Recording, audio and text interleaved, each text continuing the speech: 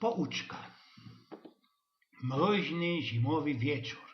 Sztramski, szykowny, ale deczko zwikowany chłop przygodą w jakimś krzynku fajnistą do dziołcha. Laska, jak to teroski takie dziołchy mianują.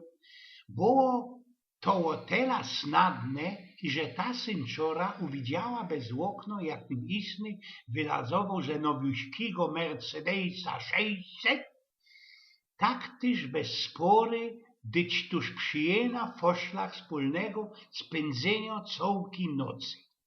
Ten istny zebrał ją do swojej willi, kajsik pod miastem, gorzejący kominek, dobro whisky i klapsznita ze kawierem, teschno muzyka, słowem wszystko ci gryfnie przymykało ich coraz bardziej ku szlachcimerowi.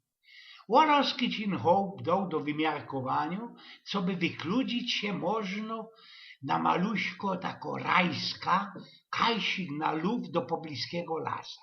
Dziołcha usuchła ci go, chocia niechętnie, i zakludzili się tym mercem na tako szykowno łąka, taki leśny świetlok we pośrodku tego lasa.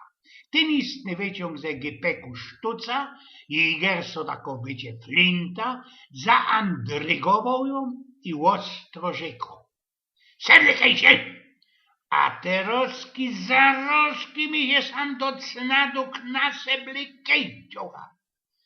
Dziołcha i dziebko zlękniono sytuacją taką, tą całką gotką tego istnego, a jeszcze bardziej 25-gradusowym mrozem, wartko zrobiła, co ci ten istny kozioł, kiełstoła sagusinku i po bosoku na śniegu ten sztramski hop, ten istny łoskozał. A teroski gibko kulej sznywana, takiego jak to Poloki go dają bałwana, i z kuli tego, co by nie prociwiała się za tela, prasknął 2 razy ze tej gewery w luft. Dziołcha ciepła się do turlikania śniegowych kuglów i tak można po godzinie stał szykowny sznejman i jak malowany miał te ściłniece i śniegowe grace i kichot ze końska gołęzi, za to dziołcha blank ci ścierpał od tego mroza. A ten jej konszaft, ten klien, skukał, sronią ta giewera, łowinął frela rubą deką, zebrał nazo do tej swojej willi. A tam już zaś gorzejący kominek, kawier, wrzawy grzoniec i mankulino, muzyka.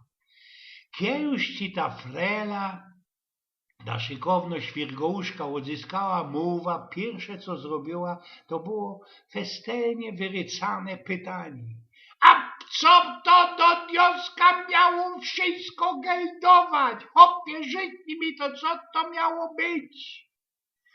A dziś ty, widzisz ty, moja roztomiło i szykowno, odpowiedział zerują ten istny hop. Już jest ci lichy jak na hopa, już nie ma taki wizgierny, już nie jest ci taki sztramski we prykolu.